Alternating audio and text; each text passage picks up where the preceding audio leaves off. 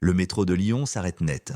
Sur mon écran, une vidéo surgit. Mon petit ami Thibaut embrasse l'entraîneur. « Tais-toi, et le contrat ne brûlera pas », écrit l'agent. Le wagon bourdonne, le téléphone vibre, la poitrine se vide. Mon voisin, Yanis, infirmier urgentiste, me prend par le bras. On sort, respire. Je serre la copie du fichier et comprends, soit je me cache et laisse le mensonge gagner, soit j'appuie sur plainte et je déclenche une tempête qui dépassera le club. Le métro s'est figé entre deux stations et l'écran de mon téléphone a explosé de notifications. Une vidéo s'est lancée d'elle-même. Thibaut, mon petit ami, dans le couloir du vestiaire, la main au cou de l'entraîneur adjoint, puis un baiser bref, sûr, pas de son, mais inutile, tout tenait en deux gestes. J'ai appuyé pause, une bulle a surgi, garde le silence, et le contrat ne brûlera pas. Numéro inconnu, signature implicite de l'agent. J'ai levé les yeux. Yanis, mon voisin, m'observait depuis l'autre bout du wagon.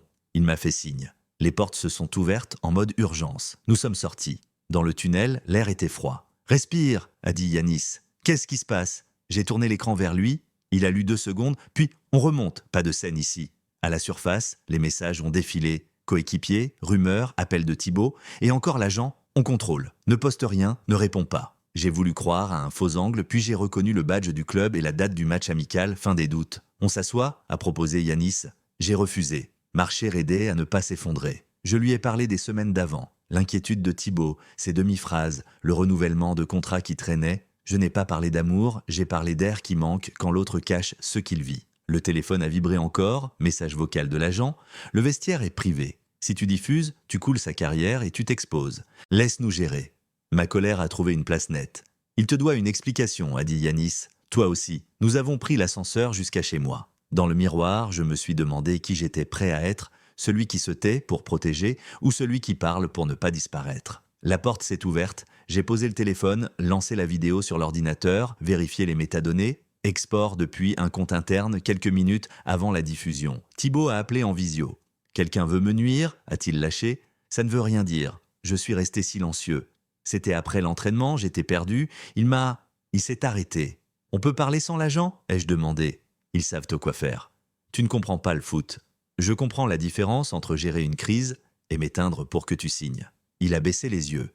Si tu publies quoi que ce soit, c'est fini pour moi. Pour nous. Ce nous sonnait creux.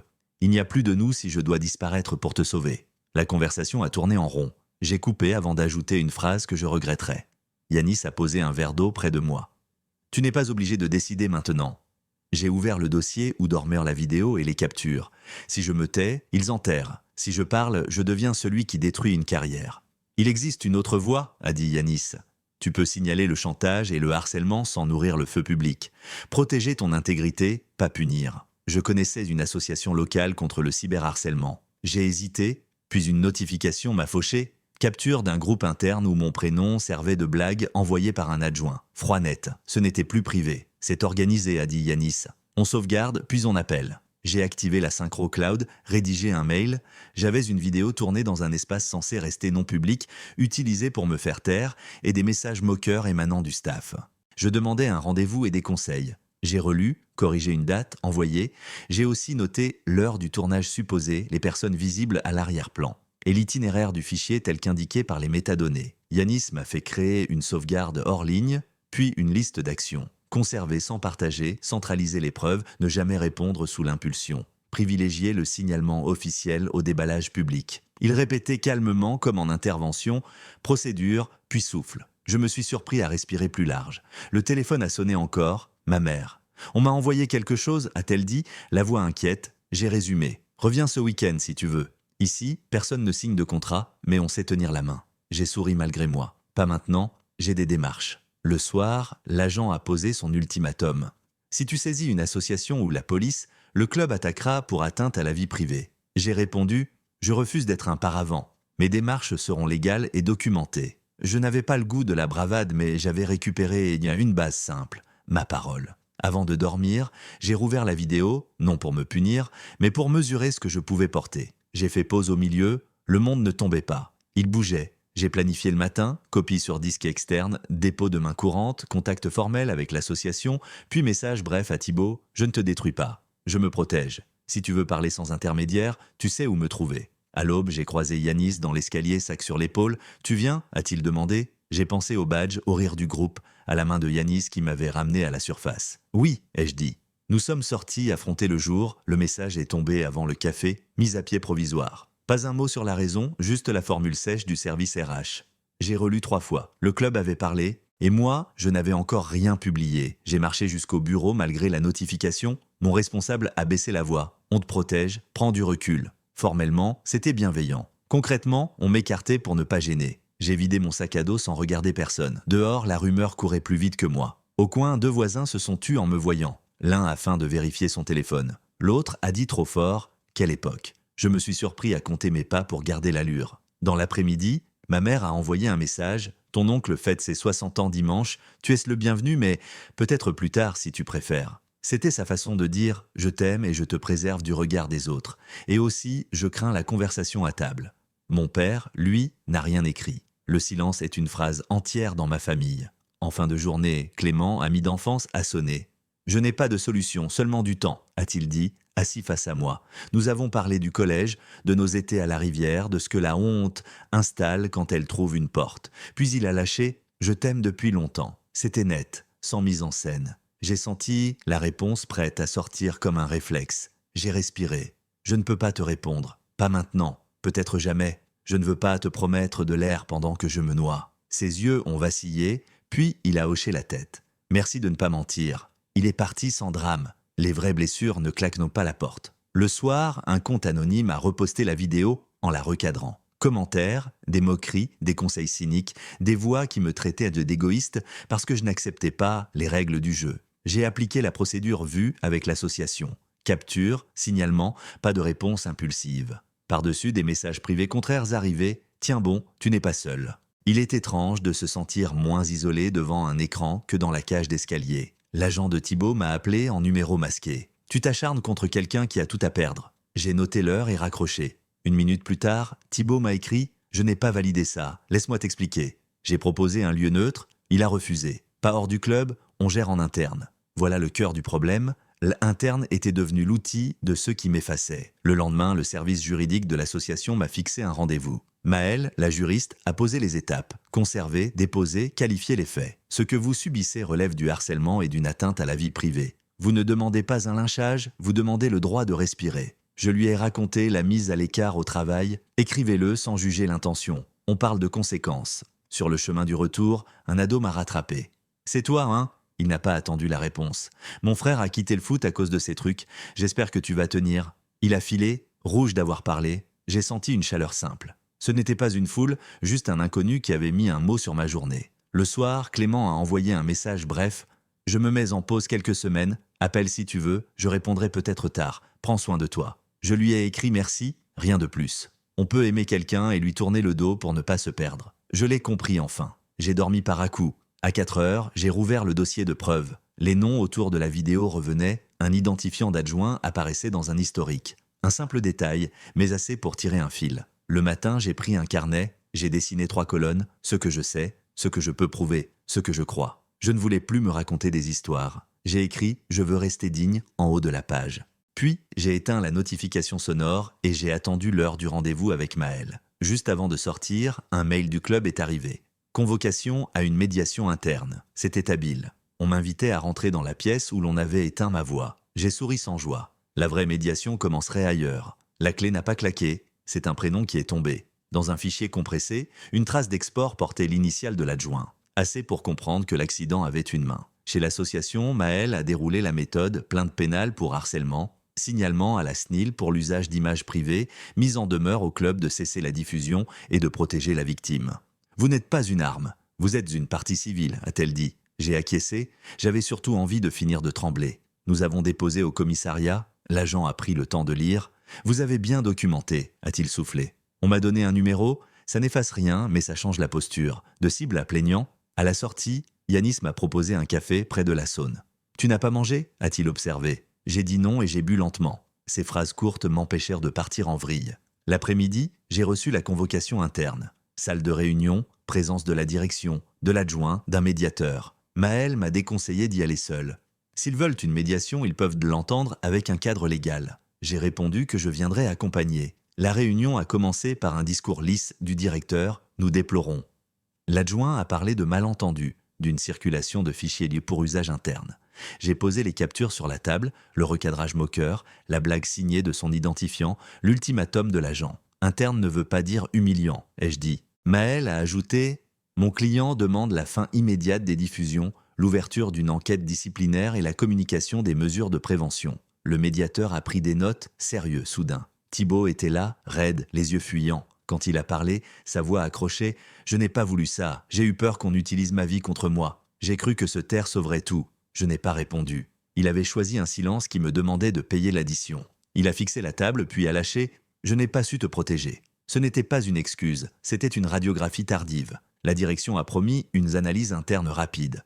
Trop de mots en guise de temps acheté. Maël a demandé un calendrier, des garanties écrites, l'engagement de suspendre l'adjoint, le temps des vérifications. Le directeur a feint d'hésiter puis a accepté la suspension conservatoire. J'ai noté la date. Un pas enfin. Dehors, des supporters ont reconnu Thibault. Quelques photos, des murmures, rien d'hostile, juste cette curiosité qui dévore. Nous avons pris une rue parallèle, Yanis, qui nous attendait à distance, nous a rejoints. Il a salué Thibault sans familiarité. « Tu vas tenir ?» m'a-t-il demandé. Oui, c'était la première fois que je le pensais. Les jours suivants, j'ai organisé ma défense comme on prépare un déménagement. Cartons étiquetés, pièces numérotées, chronologie. L'association m'a proposé un groupe de parole. J'y ai entendu d'autres histoires de fuite, de chantage discret, de carrière tenue par des fils invisibles. J'ai compris que mon cas n'était pas unique et cette banalité faisait mal. Mais elle donnait aussi des outils. Un ancien athlète a résumé « Ce que tu gagnes en restant debout vaut plus qu'un calendrier de match ». Le club a annoncé une commission d'éthique ouverte à des observateurs extérieurs. La presse locale a titré prudemment. On ne prononçait pas mon nom, on parlait de fuite privée et harcèlement. Maël m'a conseillé d'y participer. « Tu n'es pas obligé de parler, mais ta présence crée un cadre », a-t-elle expliqué. J'ai dit oui. La veille de la commission, Clément m'a écrit « Je viens d'apprendre pour la réunion, je n'y serai pas. Ce n'est pas mon rôle, mais je pense à toi. » J'ai répondu simplement « Merci pour la douceur du vide ». Il a mis un cœur, on était devenus deux adultes capables de laisser l'espace respirer. Ce soir-là, j'ai trouvé un mot glissé sous ma porte. Désolé pour l'autre jour, si vous avez besoin d'aide pour monter des cartons, je suis là. Le voisin du 5e. La ville me renvoyait des petits gestes anonymes. C'était léger et suffisant pour ne pas me dissoudre. La commission s'annonçait rude. Je savais que certains voudraient transformer la séance en spectacle de contrition. Je voulais autre chose, une traçabilité, des décisions, un avant et un après. J'ai éteint mon téléphone, posé ma tenue de la veille sur une chaise et j'ai dormi d'une traite. Le matin, la peur était là, mais elle marchait derrière moi. Pas devant. On m'a laissé 7 minutes, pas plus. C'est le temps qu'il faut pour respirer et poser une vérité sans s'excuser d'exister. La salle était pleine. Direction, staff, représentants de joueurs, observateurs associatifs, médiateurs. L'adjoint suspendu n'a pas pris la parole. Son avocat l'a fait pour lui. J'ai présenté la chronologie. Pas d'insultes, pas de dramaturgie. Des faits, des copies, des horodatages. Puis j'ai dit ce que je voulais. La fin des moqueries institutionnelles, la protection des joueurs et de leurs proches, la mise en place d'un protocole clair sur l'usage des images privées. Je ne demande pas la punition pour le plaisir. Je demande une règle pour que d'autres ne finissent pas assis à ma place. Quand Thibault s'est levé, sa voix a d'abord manqué. Le médiateur lui a tendu un verre d'eau. J'ai accepté des compromis qui ont blessé des gens. J'ai laissé faire des choses pour préserver un contrat, a-t-il dit. Il a nommé la peur, la honte, l'habitude de se taire. Je suis désolé auprès de lui, a-t-il ajouté en me désignant, et auprès de tous ceux qui encaissent pour nous laisser jouer. La salle a remué. L'aveu ne réparait pas, mais il empêchait le club de parler d'erreurs isolées. Le directeur a pris la parole avec un sérieux nouveau. Décision, licenciement pour faute grave de l'adjoint, audit externe sur les pratiques numériques, formation obligatoire sur le respect de la vie privée, référent éthique indépendant. J'ai demandé des dates. Il les a données. Maël a noté. Le médiateur a clos la séance. Sur le papier, c'était une victoire. Dans le corps, c'était une fatigue lourde. À la sortie, quelques journalistes ont essayé d'arracher un mot. Aucune déclaration, a répondu Maël. Maman m'attendait plus loin. Elle a posé sa main sur mon bras. On rentre ? A-t-elle demandé. Dans la voiture, elle a soufflé. Ton père ne sait pas quoi dire. Mais il a réparé la barrière ce matin, c'est sa manière. J'ai souri. Les gestes remplacent parfois les phrases. Le soir, le Club ADA a publié un communiqué. Excuses, engagements, calendrier, la presse a repris, les réseaux ont joué leur partition habituelle. Parmi la foule, des voix posées ont émergé, associations, éducateurs, sportifs à la retraite. Ce qui se passe ici doit devenir la norme ailleurs. Pour une fois, je lisais des commentaires qui agrandissaient de l'espace au lieu de le rétrécir. Thibault m'a écrit tard. Merci d'avoir parlé sans m'écraser. Je n'ai pas répondu. Pas par vengeance, parce que tout avait été dit pour aujourd'hui. Yanis est passé avec une soupe et du pain. « Tu as gagné quelque chose d'invisible » a-t-il dit. Ce n'est pas spectaculaire, mais ça tient les murs. Je me suis surpris à rire. Le corps lâchait, l'esprit s'installait. Le lendemain, j'ai reçu la notification officielle. L'adjoint était licencié. On ne dansera pas pour ça. On notera seulement que la chaîne s'est rompue à un endroit. D'autres maillons resteront à vérifier. Maël m'a conseillé de maintenir la plainte. La procédure pénale a sa logique propre. Elle montre que ce n'est pas un simple conflit interne. Dans l'après-midi, mon responsable m'a appelé « Reviens quand tu veux ». On t'a mise à l'écart par prudence, pas par lâcheté. Je lui ai proposé un retour progressif. D'accord, et si tu veux travailler sur une campagne associative, je connais une structure qui cherche un graphiste. J'ai dit oui sans réfléchir. Mon travail pouvait servir à autre chose qu'à lisser des images. Le week-end, j'ai pris le train pour voir mes parents. Sur le quai, mon père a serré mes épaules, maladroit. « T'as faim ?» a-t-il demandé. C'était son « je t'ai vu ». À table, on a parlé de tomates, de pluie, de voisins. Le non-dit principal planait, mais il n'étouffait plus. En repartant, ma mère a glissé un sac de gâteaux. Juste au cas où, a-t-elle soufflé. J'ai ri. Le monde ne se reconstruit pas en communiqué. Il se reconstruit en petits sacs de gâteaux. Le soir, j'ai relu le calendrier du club. Des dates, des promesses. Je me suis promis autre chose, ne plus mettre mon souffle dans des pièces où il n'a pas le droit d'exister. C'était simple et c'était neuf. La première nuit après la commission, j'ai dormi sans alarme. Au réveil, je n'ai pas cherché la vidéo, j'ai ouvert un dossier intitulé « Après ». Le club a annoncé la suspension sportive de Thibaut pour manquement au code éthique, assorti d'une séance publique de sensibilisation qu'il animerait avec un médiateur. Il a publié des excuses, pas écrites par un attaché. On y lisait des phrases bancales, donc vivantes. « Je veux réparer ce qui peut l'être », disait-il. Je n'ai pas liké, je n'ai pas commenté, je l'ai simplement laissé dans le champ où il devait rester, celui de ses propres choix. J'ai commencé une mission de graphisme pour une association locale. Affiche sur la prévention du cyberharcèlement, kit pour les clubs amateurs. Travailler sur des phrases qui protègent m'a remis les épaules à l'endroit. Un éducateur m'a confié « Les jeunes comprennent vite quand on ne leur parle pas comme à des coupables. On a monté une petite campagne, des visuels clairs, des consignes simples.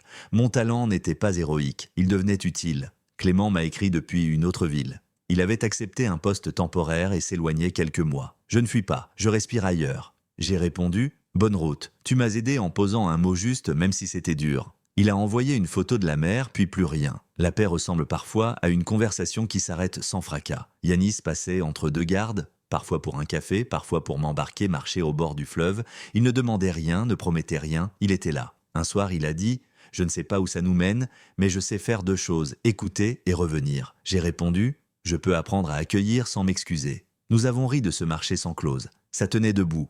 La procédure pénale suivait sa route. On m'a demandé une nouvelle audition. Je me suis présenté, j'ai répété, j'ai précisé. Rien d'explosif.